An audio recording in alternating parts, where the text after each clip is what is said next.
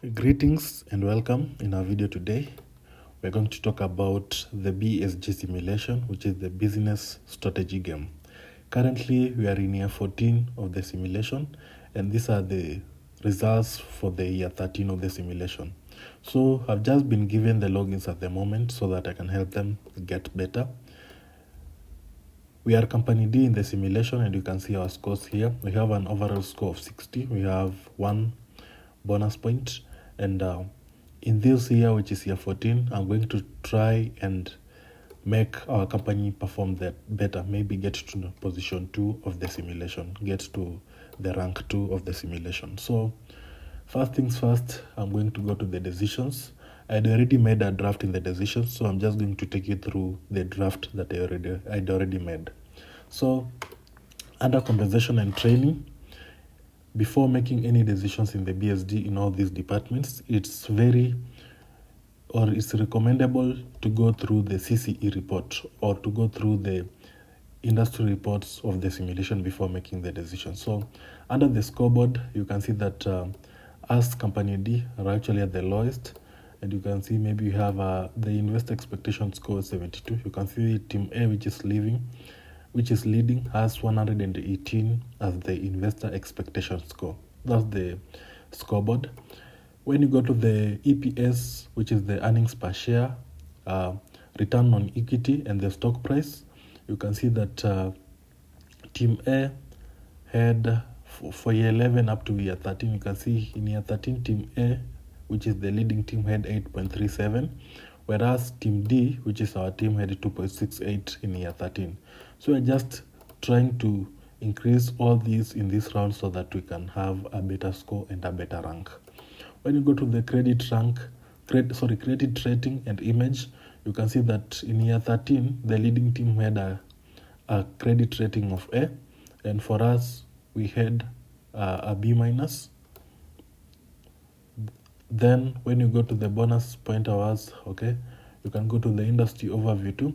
And the industry overview is actually one of the most important reports in the simulation, because you can now see maybe the prices of the material prices, the production and sales, and also you can compare your competitors. You can also see the demand and forecast, the supply analysis, all that.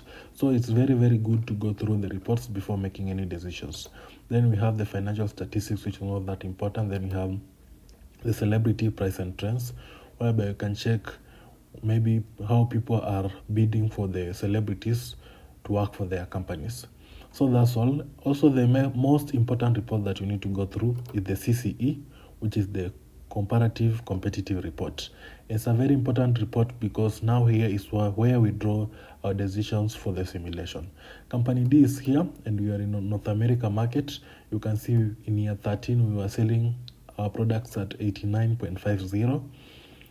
Search engine advertising, we were advertising at 4,000, but you can see the industry average is 4,800. So meaning we were advertising less 16, which is negative 16.7%. So meaning we need to increase our search engine advertising. No company at the moment is offering free shipping. SQ rating, we had 8.9, which is not bad. Number of models, we actually had the lowest because you can see we had 278, and the industry average is 388. That's why we were too low.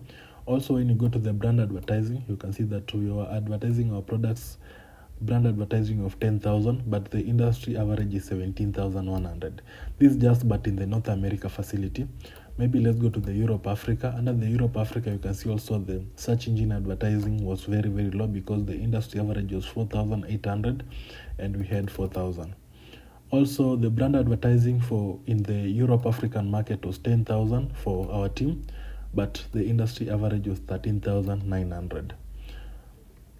Next is the Asia Pacific. The Asia Pacific search engine advertising for us was 4,000, and you can see the industry average was 4,350. This means that we really need to boost up our company and make the new decisions for the search engine advertising prices, and all our decisions, we need to change them because we were really underperforming. So we can go back to the compensation and training, and under the compensation and training here, we're talking about the base wage, the incentive pay, we have the fringe benefits, we have the best practices training, and then you have the supervisory staff and the supervisory compensation. So first things first, I decided to lower my base wage up to 1%.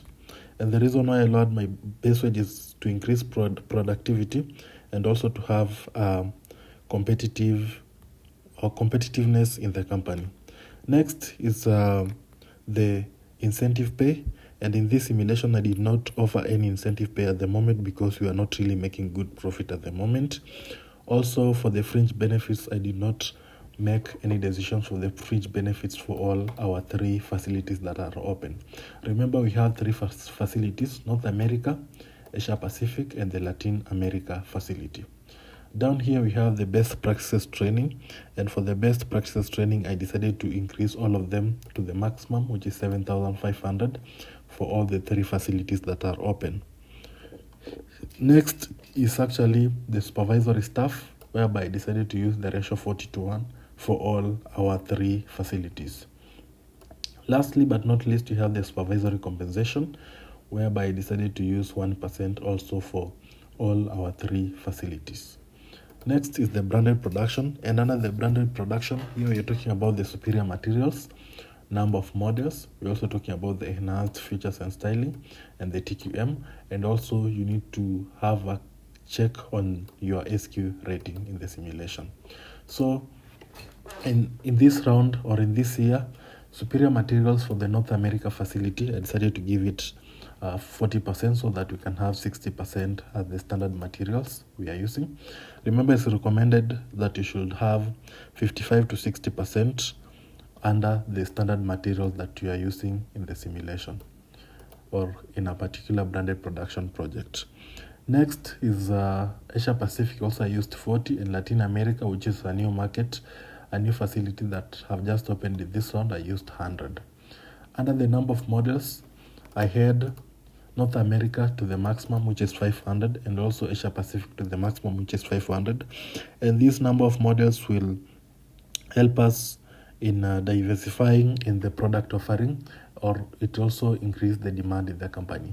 We have the enhanced styling and features, whereby I decided to maintain at 49 and 58 and 100 for the Latin America.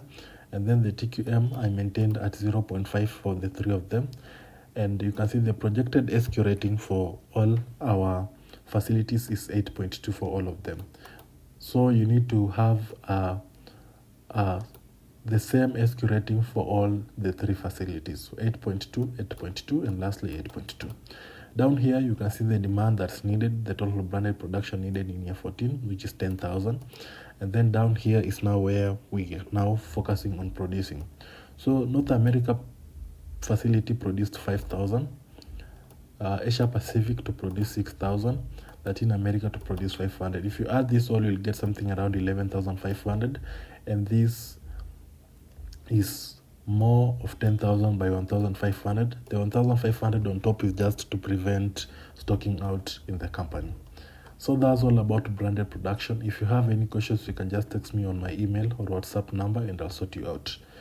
Next is the production facilities, and under the production facilities, it's wise to know that here we normally focus on purchasing new equipments in the company, or maybe selling the refurbished, or maybe selling the existing equipments in the company.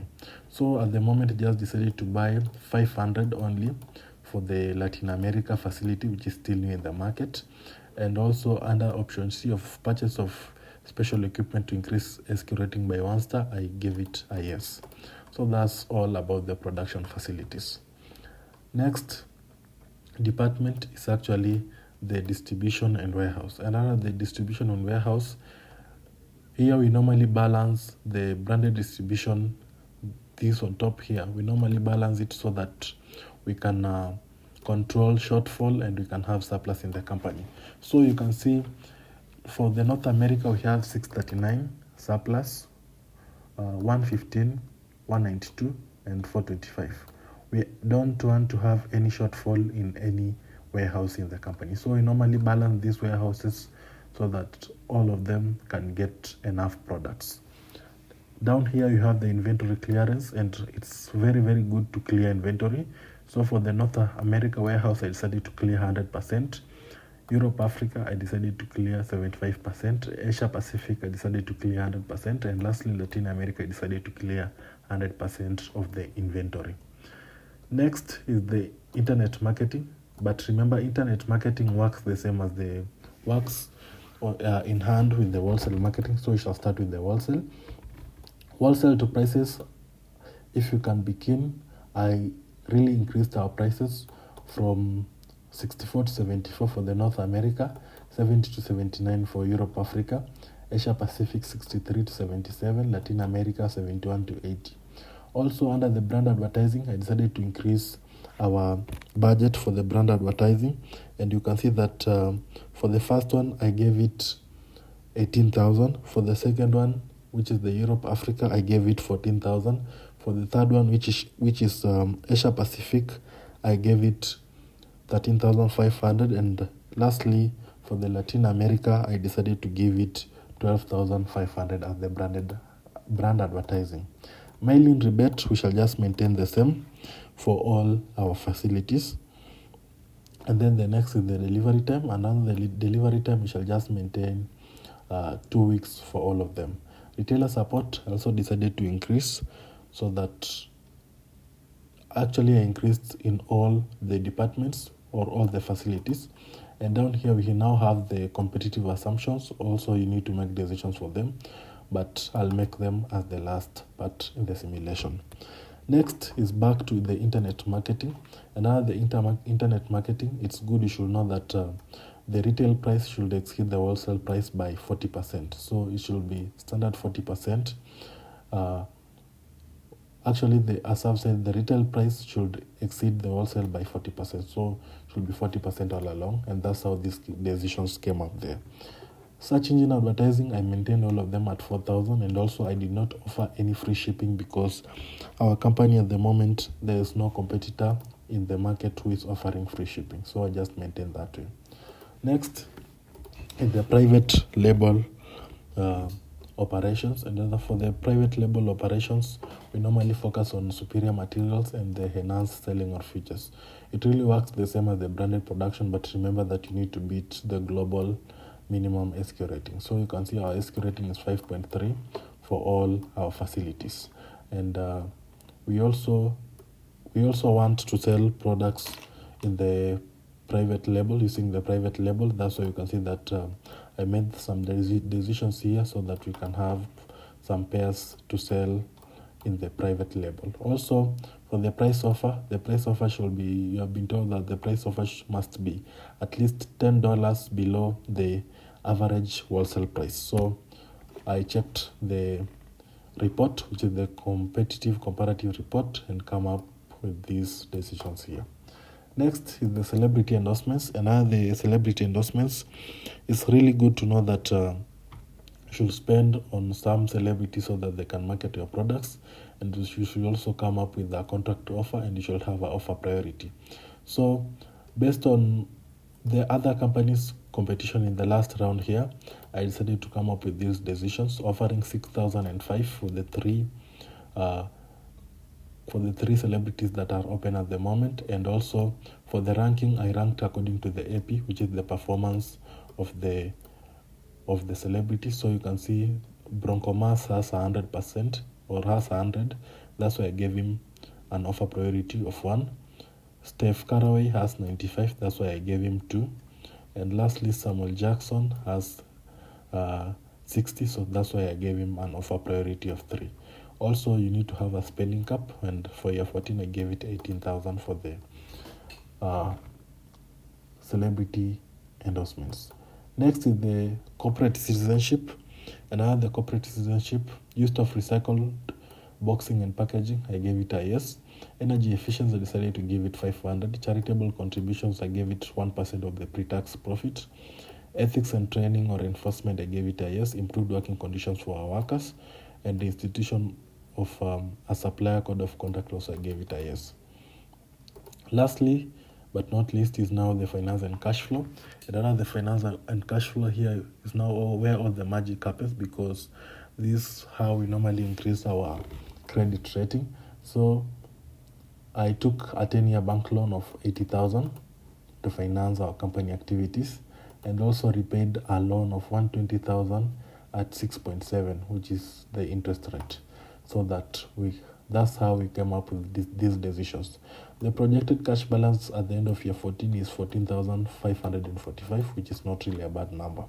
And if you can check on our projected score, you can see that we surpassed the investor expectation in all aspects.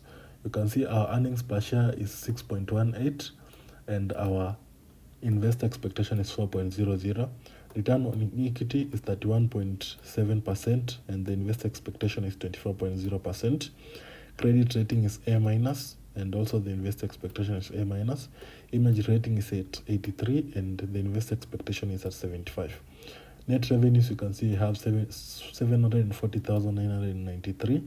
Net profit, we have 122,282, and we have an ending cash of 14,545. So if you need help in the BSG simulation or any related simulation, please text me on the email on the description or on the WhatsApp number on the description of the video, and I'll sort you out. Thank you for watching my video. Don't forget to share, like, and subscribe. Thank you for your time.